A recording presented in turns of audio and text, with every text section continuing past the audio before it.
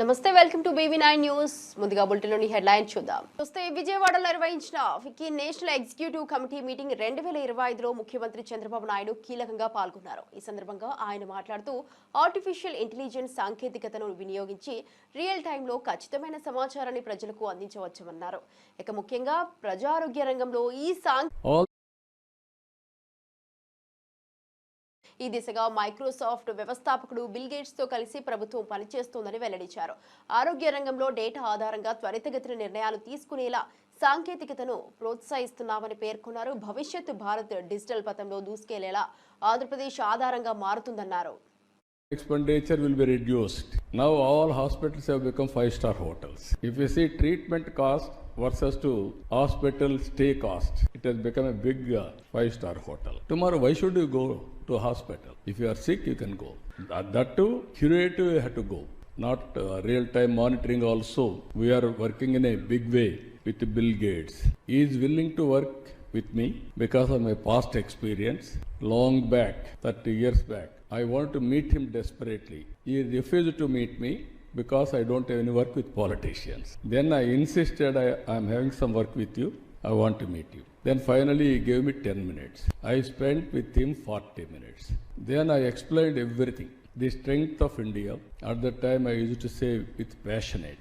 Indians are very strong in mathematics. British people has taken our Kohinoor diamond also, that is from this place only. It has gone to Hyderabad Nizam. From Nizam it has gone to London. So they left English to us. English and mathematics are deadly combination for information technology. That is what I explained long back to Bill Gates. ఆనాడు అందరూ నన్ను తిట్టుకున్నప్పటికీ నేడు ఫలితాలు నన్ను నమ్మిన వారికి గర్వకారణంగా నిలిచాయన్నారు TDP జాతీయ ప్రధాన కార్యదర్శి నారా లోకేష్. నియోజకవర్గంలో పార్టీ కార్యకర్తలతో సమావేశమై మాట్లాడిన లోకేష్ పార్టీని నిస్వార్థంగా నడిపిన కార్యకర్తలే నిజమైన బలమని చెప్పారు. పార్టీలో ఫోటో స్టార్స్ ఎవరు, నిజంగా పనిచేసిన వారు ఎవరో గుర్తించమన్నారు. ఇకపై ప్రతి కార్యక్రమానికి ముందు కార్యకర్తల అభిప్రాయంతోనే ముందుకు వెళ్లాలని నిర్ణయించామన్నారు. జూలై 2వ తేదీ నుంచి ప్రతి ఒక్క కార్యకర్త గడప గడపకు వెళ్లి చంద్రబాబు నాయుడు ప్రభుత్వం చేపట్టిన విజయాలను ప్రజలకు వివరించాలన్నారు. విజయానికి శ్రమే మార్గమని కార్యకర్తలను ఉత్సాహపరిచారు. నేను 2 విషయాలు అడిగారు. మొదటిది, అనా కష్టపడేవాడికి ఫోటోలు దిగేవాడికి సమానంగా చూస్తే ఎట్లా, నిజమైన కష్టపడిన కార్యకర్తలు మీరు గుర్తించండి అని నన్ను కోరారు.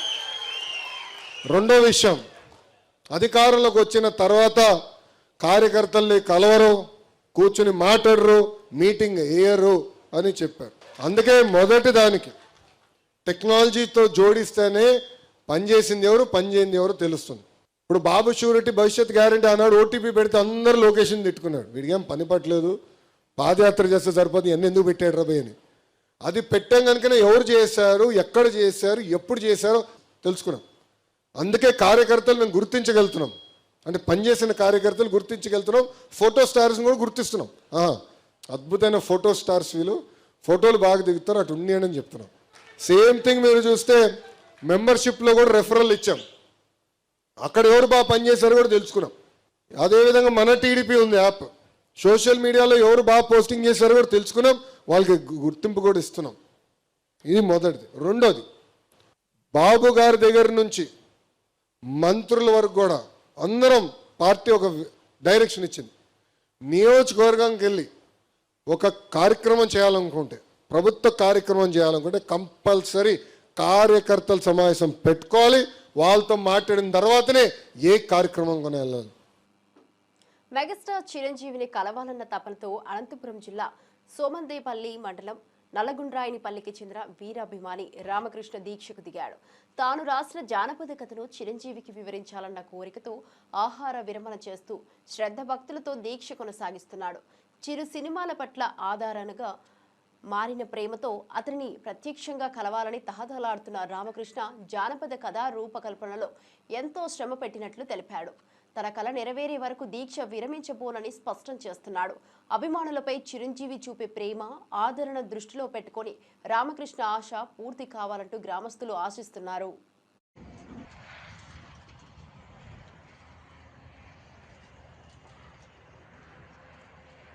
నల్గొండపల్లి సోమందేపల్లి మండలం శ్రీ సత్యసాయి జిల్లా.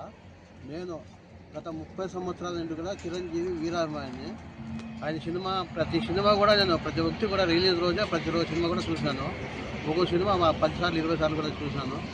అయితే ఇంద్రాక్ష యా సినిమా సక్సెస్ కానీ అది ఖచ్చితంగా నేను ఫంక్షన్ చేసి తీరాల్సిందే. చేశాను, సుమారు ఖర్చు పెట్టుకున్నాను. నాకు అంత ఉత్సాహం, ఎందుకంటే ఆయన అంటే నాకు వీరాభిమానం అనమాట. అయితే ఆయనని నేను చూడాలని హైదరాబాద్కి 2 సార్లు పోయినాను, నాకు దర్శనం ఇవ్వలేదు.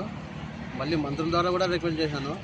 ఒక పవిత్రమైన ఒక నవాబు చక్రవర్తి కథ, జానపద కథ రాసి ఆయన కంజీ వల్ల ఆయన ఎక్స్క్యూటబుల్ అయినట్లు రాశాను అనమాట. చరిత్రాత్మకంగా ఉంటుంది, మరి రికార్డ్ అయిపోతుంది. ఈ బాహుబలి కూడా పనిచేయదు, ఆ విధంగా ఉంటుంది. అట్లా రాశాను.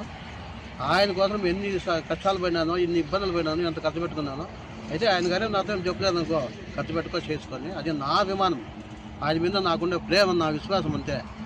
ఆయన కోసము తిరిగి బేజారైపోయి చేతగాక లాస్ట్లో జీడ్చుకుస్తున్నా. ఎందుకంటే ఆయన చూడాలా, జీవితంలో చూసి చచ్చిపోలా, ఆయనకు సినిమా కథ అందించాలా అనేదే. ఆయన వచ్చే వరకు కూడా నేను జీడ్చంటే వినించుకోను. ఈయన చనిపోయినా పర్వాలేదు, నేను లేను పైకి, ఆయన రావాలా. అంటే చిరంజీవి రాకపోతే లేను, అదే ఈడే నిరాహార దీక్ష. ఎన్ని రోజులు చేస్తారు? చనిపోయే వరకు. నేను చనిపోయినా పర్వాలేదు, నా జీవితం ఆయన కోసం. ఎందుకంత అభిమానం చిరంజీవి? నా పిచ్చి అభిమానం ఆయనకి, అంతే. అది అభిమానం ఎంత అంటే ఎంత చెప్పలేనంత, అనంతం అన్నమాట. ఆయన మీద ప్రేమ నాకు అనంతము. వస్తే నాకు సంతోషంగా ఉంటుంది. నేను ఒక జీవితంలో ఏదో సాధించినట్లయితుంది. అదే నా కోరిక. వచ్చే వరకు నేను దీక్ష మాత్రం విరమించను. ఫోన్ ట్యాపింగ్తో సినీ తారల కుటుంబాల్లో చిచ్చు పెట్టిన ఘనత కేటీఆర్ దేనని టీపీసీసీ చీఫ్ మహేష్ కుమార్ గౌడ్ మండిపడ్డారు. చివరకు తమ సొంత పార్టీ నేతలకు విడుపు లేకుండా ట్యాపింగ్ చేశారని తీవ్ర వ్యాఖ్యలు చేశారు. ప్రైవసీని భంగపరిచే హక్కును వీరికి ఎవరిచ్చారని ప్రశ్నించారు. దేశ చరిత్రలో ఇది అత్యంత హేయమైన చర్యగా అభివర్ణించారు. ఎంత పెద్దవాళ్ళైనా ఈ కేసులో శిక్ష తప్పదని స్పష్టం చేశారు. ప్రజా వ్యక్తుల ఫోన్ సంభాషణను ట్యాప్ చేసి రాజకీయ ప్రయోజనాలు పొందాలనే ప్రయత్నం జరగడం తీవ్రంగా ఖండనీయమన్నారు. ఇక నిజాన్ని బయటకు తేవాలంటే చట్టపరమైన కఠిన చర్యలు తీసుకోవాలని డిమాండ్ చేశారు.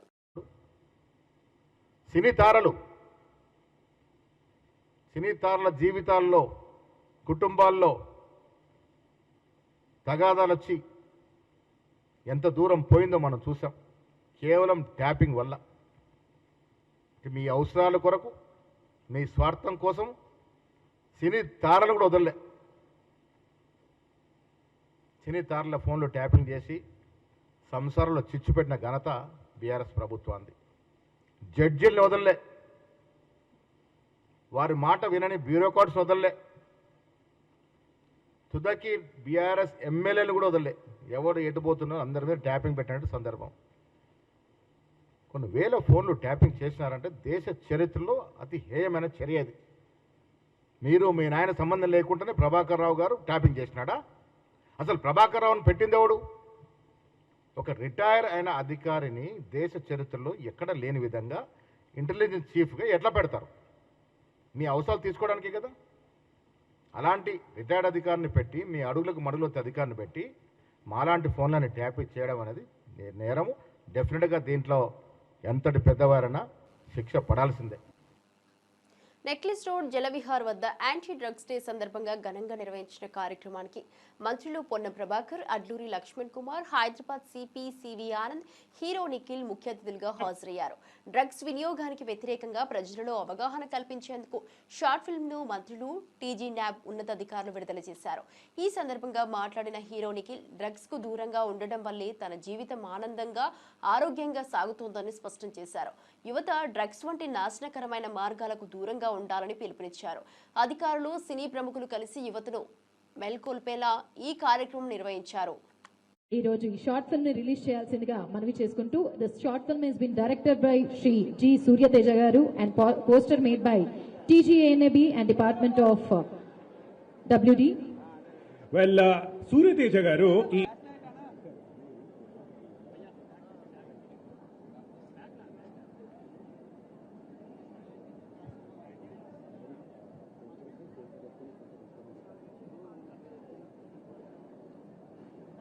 సూర్యతేజ గారు డైరెక్ట్ చేసిన చక్కటి షార్ట్ ఫిల్మ్ ఇది. మన రాష్ట్రం, మన దేశం, అసలు ఈ ప్రపంచం అంతా ఈ నషా ముక్తిగా ఉండాలని, డ్రగ్ ఫ్రీ సొసైటీగా మారాలని ఒక చక్కటి సందేశంతో తీసిన సినిమా. మరొకసారి గట్టిగా చెప్పట్లు. Can we have a huge round of applause?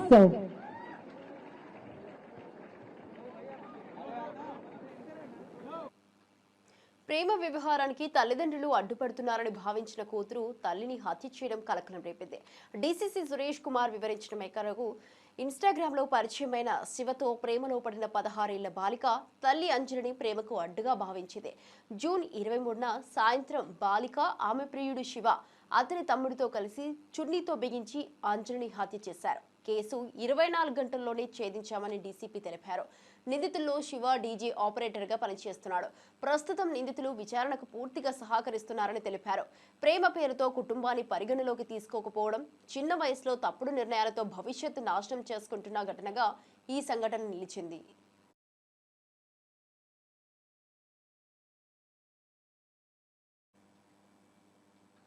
తెలంగాణలో కాంగ్రెస్ ప్రభుత్వం ఇచ్చిన 6 గ్యారెంటీల అమలు తీరు, మహిళలకు చేసిన వాగ్దానాలపై చర్చించేందుకు అసెంబ్లీ సమావేశాలు ఏర్పాటు చేయాలని ముఖ్యమంత్రి రేవంత్ రెడ్డికి బీఆర్ఎస్ ఎమ్మెల్సీ తెలంగాణ జాగృతి అధ్యక్షురాలు కల్వకుంట్ల కవిత సవాల్ విసిరారు. ఇదే సమయంలో పెన్షన్ల పెంపుదల వంటి హామీలను నెరవేర్చాలని కోరుతూ ఏఐసీసీ అగ్రనేత సోనియా గాంధీకి పోస్టు కార్డులు పంపే ఉద్యమానికి ఆమె శ్రీకారం చుట్టారు. గోదావరి జలాల అంశంపై బీఆర్ఎస్ అధినేత కేసీఆర్ కు సీఎం రేవంత్ రెడ్డి సవాల్ విసరడంపై కవిత స్పందిస్తూ అసెంబ్లీలో ఖచ్చితంగా చర్చిద్దాం. అయితే 6 గ్యారెంటీల అమలు, మహిళలను మోసం చేసిన అంశాలపై కూడా చర్చ జరగాలని డిమాండ్ చేశారు. కేసీఆర్ దమ్మేమిటో అసలైన కాంగ్రెస్ పార్టీకి తెలుసు కాబట్టే తెలంగాణ రాష్ట్రం ఏర్పడిందని, తెలంగాణ వచ్చింది కాబట్టే రేవంత్ రెడ్డి ముఖ్యమంత్రి కాగలిగారని ఆమె పేర్కొన్నారు. ఈ విషయాన్ని విస్మరించి రేవంత్ రెడ్డి మాట్లాడడం బాధాకరమని, ఆయన మరింత హుందాగా వ్యవహరించాలని సూచించారు. హార్ట్ అటాక్ వచ్చింది అని చెప్పిండ్రు. అది 6 months అయిపోయింది. ఆ తర్వాత ఇంకొక హత్య జరిగింది భూపాలపల్లిలో. అక్కడ భూపాలపల్లి ఎస్పీ గారే ప్రెస్ మీట్ పెట్టి ఇది భూతగాదాలతోని జరిగింది, పర్సనల్ వ్యవహారం ఇదని చెప్పిండ్రు. ఆ తర్వాత నిన్న మొన్న దుబాయ్లో ఎవరో వ్యక్తి చనిపోయినారు, ఆయన ఏదో నిద్రలే చనిపోయింది అనేటటువంటి విషయం ప్రధాన పత్రికలన్నింటిలో కూడా వచ్చినటువంటి విషయం. వీటన్నిటికీ మా పార్టీకి, మా కుటుంబానికి ఏం సంబంధం అండి? దీని వెనుక మేమైతే కుట్రకోణం చూస్తూ ఉన్నాం. డెఫినెట్గా ఇది కేసీఆర్ గారి కుటుంబం మీద కుట్ర తప్పితే ఇంకొకటి లేదు. ఎందుకంటే సంబంధం లేనటువంటి ఇండివిజువల్ ఇన్సిడెంట్స్ అన్నింటినీ పట్టుకొచ్చి ప్రధానమంత్రి గారిని కలిసిన తర్వాత మాట్లాడడం అంటే డెఫినెట్గా దీని వెనుక కుట్రకోణం ఉంది. నేనే కదండి డైరెక్ట్ సాక్ష్యం, బలైంది నేనే కదా, నేనే సాక్ష్యం ఉన్నా ఇక్కడ. సో డెఫినెట్గా కుట్ర ఉంది. నేను ఇవాళ ఈ పత్రికను చూపించడం. ఎన్నికల తర్వాత రైతు భరోసా పథకాన్ని ఎత్తేసే కుట్ర జరుగుతుందని మాకు విశ్వసనీయ సమాచారం ఉందని మాజీ మంత్రి సింగిరెడ్డి నిరంజన్ రెడ్డి ఆరోపించారు. ఈ పథకం ఎన్నికల కంటే స్టంటే కాదని, స్థానిక ఎన్నికల అనంతరం కూడా కొనసాగుతుందని హామీని ముఖ్యమంత్రి రేవంత్ రెడ్డి, మంత్రి తుమ్మల నాగేశ్వరరావు ప్రజలకు, రైతులకు స్పష్టంగా చెప్పాలని డిమాండ్ చేశారు. రైతులు మోసపోకూడదని హెచ్చరిస్తూ ప్రభుత్వం పథకాన్ని నిలబెట్టే నమ్మకాన్ని ఇవ్వాలని కోరారు. వాస్తవంగా రైతుల సంక్షేమమే లక్ష్యమైతే రైతు భరోసా పథకాన్ని పాలనాంతం వరకు కొనసాగించాలన్నారు. ఎన్నికల వేళ పథకాన్ని ప్రయోజనంగా మలుచుకునే ప్రయత్నాన్ని రైతులు గుర్తించాలన్నారు. అంటే స్పోర్ట్స్కి సంబంధించిన ప్రతి అంశాన్ని దానిలో క్రోడీకరించడం, దాంతోపాటు ఉన్నటువంటి విద్యార్థులకు కానివ్వండి, స్పోర్ట్స్ అభిమానులకు కానివ్వండి, పాలసీ వస్తే పాలసీ ద్వారా ఏదో మేలు జరుగుతుందన్న ఆలోచనతోనే ఈరోజు రేవంత్ రెడ్డి, ముఖ్యమంత్రి రేవంత్ రెడ్డి గారు పాలసీ మీద ప్రత్యేక దృష్టి పెట్టిండ్రు. అదేవిధంగా వాకిటి శ్రీహరి గారు మంత్రివర్గంలోకి వచ్చిన వెంటనే ఈరోజు పాలసీని ఏర్పాటు చేయడం సంతోషకరమైన విషయం. పాలసీలో తెలంగాణలో విద్యార్థులకు సంబంధించినటువంటి కేసీఆర్ స్థాయికి రావాలంటే ముఖ్యమంత్రి రేవంత్ రెడ్డికి 100 ఏళ్లు కూడా సరిపోవని మాజీ మంత్రి ఎమ్మెల్యే గంగుల కమలాకర్ తీవ్రంగా విరుచుకుపడ్డారు. రేవంత్ ఎప్పటికీ కేసీఆర్ గారికి సమఉజ్జీ కాలేడని స్పష్టం చేశారు. ఇక ఉద్యమ నాయకుడిగా, అభివృద్ధి శిల్పిగా కేసీఆర్ చూపిన నాయకత్వాన్ని రేవంత్ తలపెడలేడన్నారు. నేడు తెలంగాణ రాష్ట్రం ఏర్పడిన నేపథ్యంలో కేసీఆర్ వేసిన పునాది పాత్రను ప్రజలు మరచిపోరన్నారు. అధికారంలోకి వచ్చిన వెంటనే ప్రజా సంక్షేమ పథకాలను నిలిపివేసిన రేవంత్ రెడ్డి ఇప్పుడే కేసీఆర్ ను విమర్శించడం హాస్యాస్పదమన్నారు. అంటే ఇంకో 2 సార్లు నువ్వు ముఖ్యమంత్రి ప్రయత్నం చేస్తే అవుతుంది, కానీ కేసీఆర్ గారికి మీ సమఉజ్జి నువ్వు కాదు కాబట్టే నిన్ను అసలు లెక్కలకే తీసుకుంటలేడు కేసీఆర్ గారు. అసెంబ్లీలో మేము మాట్లాడు సమఉజ్జిగా నువ్వు మారాలంటే ఇంకో 2 సార్లు నువ్వు ముఖ్యమంత్రి ప్రయత్నం చేస్తే అవుతుంది, కానీ కేసీఆర్ గారికి మీ సమఉజ్జి నువ్వు కాదు కాబట్టే నిన్ను అసలు లెక్కలకే తీసుకుంటలేడు కేసీఆర్ గారు. అసెంబ్లీ పోలవరం ప్రాజెక్టుకు అన్ని అనుమతులు తెచ్చింది వైఎస్ఆర్ గారేనని, కానీ పూర్తిగా తానే కడుతున్నట్టు చంద్రబాబు నాయుడు బిల్డప్ ఇస్తున్నారని మాజీ ఆర్థిక మంత్రి బుగ్గన రాజేంద్రనాథ్ రెడ్డి తీవ్ర వ్యాఖ్యలు చేశారు.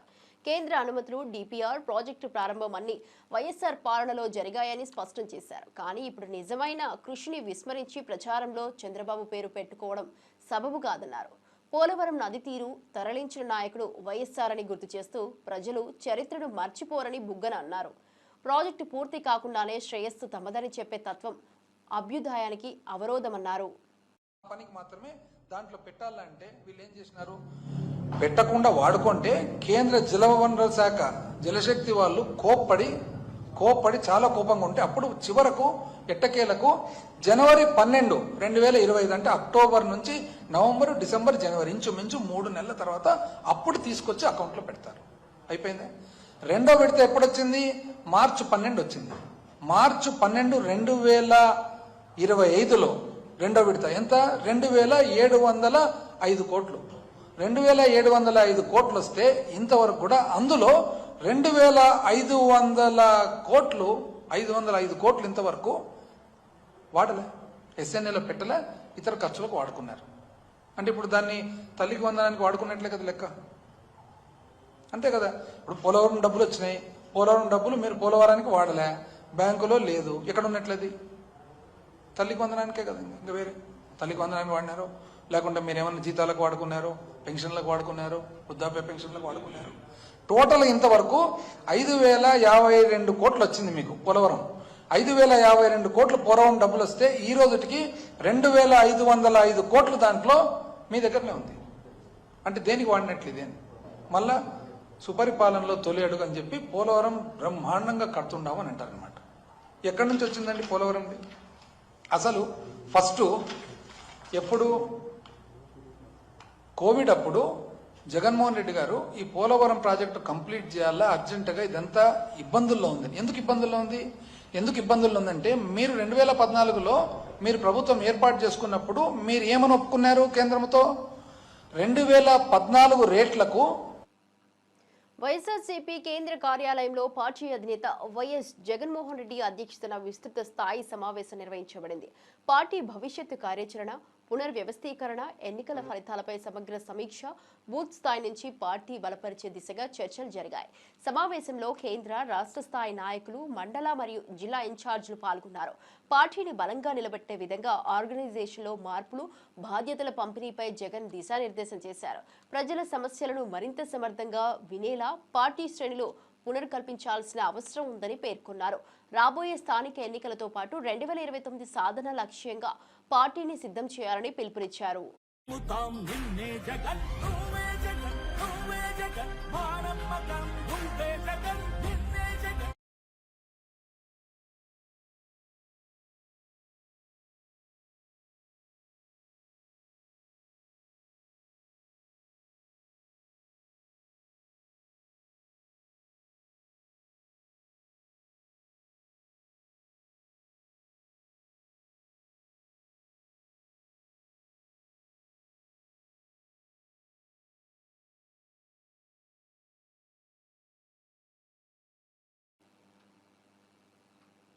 పదేళ్లుగా నిలిచిపోయిన క్రీడా పాలసీని కాంగ్రెస్ ప్రభుత్వం ముందుకు నడిపించిందని, ముఖ్యమంత్రి రేవంత్ రెడ్డి చొరవతో కేబినెట్ ఆమోదం లభించిందని రాష్ట్ర క్రీడా ప్రాధికార సంస్థ చైర్మన్ శివసేనారెడ్డి తెలిపారు.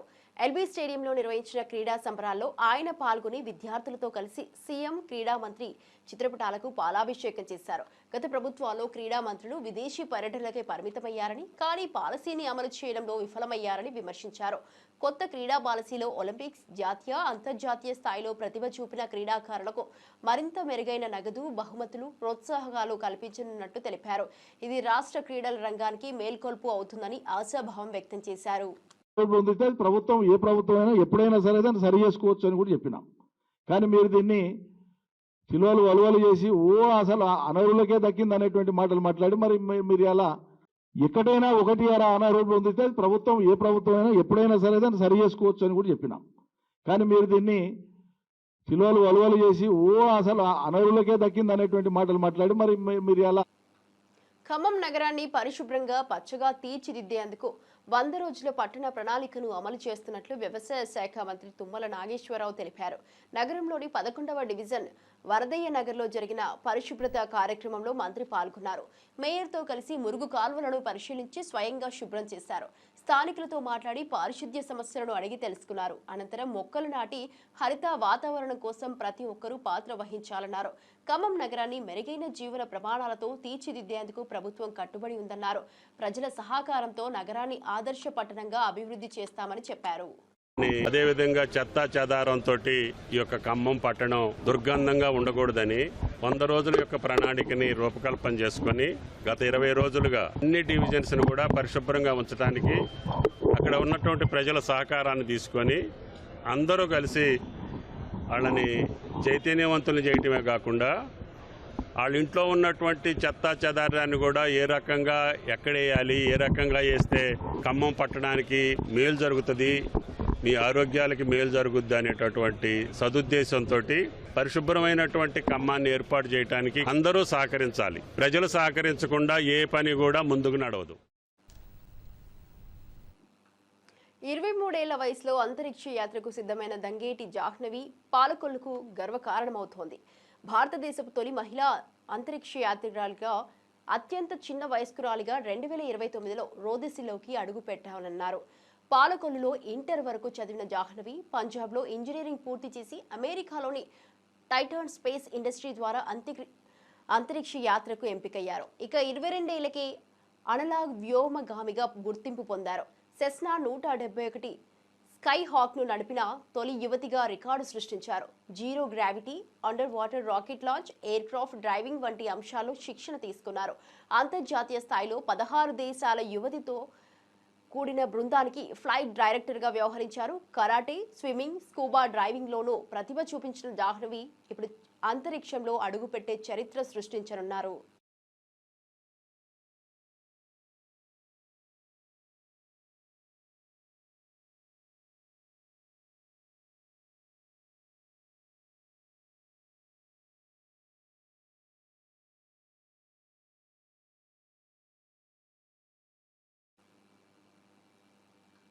శ్రీశైలం మల్లికార్జున స్వామివారిని సినీ హీరో మంచు విష్ణు దర్శించుకున్నారు.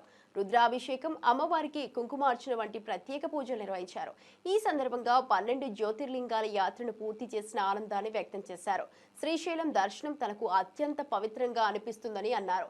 ఈ నెల 27న విడుదల కాబోతున్న తన కొత్త చిత్రం కన్నప్పను ప్రేక్షకులు ఆదరించాలని కోరారు. ఆధ్యాత్మికతతో కూడిన కథను ప్రేక్షకుల ముందుకు తీసుకురానున్నామని, ఈ సినిమా తన జీవితంలో ప్రత్యేకమైన మలుపు అని పేర్కొన్నారు. శ్రీశైలం దేవస్థానాధికారులు మంచు విష్ణుకు తీర్థ ప్రసాదాలు అందజేశారు.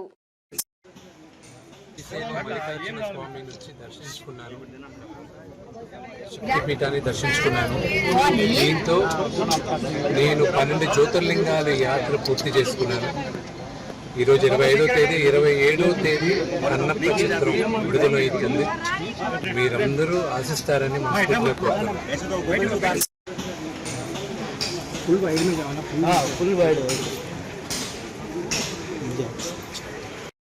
నేను శ్రీశైలం మల్లికార్జున స్వామి నుంచి దర్శించుకున్నాను. వైఎస్ఆర్సీపీ ఎమ్మెల్సీ దువ్వాడ శ్రీనివాస్, ఎమ్మెల్సీ దివ్వెల మాధురి తిరుమల శ్రీ వెంకటేశ్వర స్వామి వారిని దర్శించుకున్నారు. శ్రీవారి ఆలయంలో ప్రత్యేక దర్శనం ద్వారా భక్తి శ్రద్ధలతో స్వామివారిని నమస్కరించారు. దర్శన అనంతరం ఆలయ అధికారులు వారికి తీర్థ ప్రసాదాలు, శేష వస్త్రాలు అందజేశారు. రాష్ట్ర ప్రజల సంక్షేమం కోసం స్వామివారిని ప్రార్థించామని వారు తెలిపారు. భవిష్యత్తులో రాష్ట్రానికి శాంతి, అభివృద్ధి చేకూరాలని కోరుకున్నామని చెప్పారు. తిరుమల శ్రీవారి దివ్య దర్శనంతో ఆధ్యాత్మికంగా ఎంతో సంతృప్తి లభించిందని వెల్లడించారు.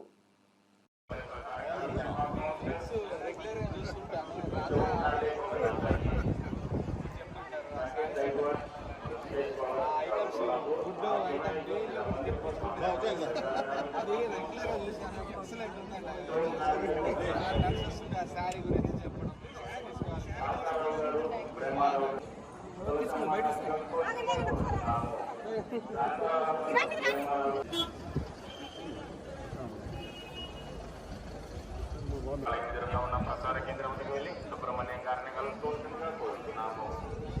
శివానంద గారు సుబ్రహ్మణ్యం గారిని కలుసుకోవాల్సిందిగా వెనక్కి రండి, ఇంకా వెనక్కి రండి, వెనక్కి రండి.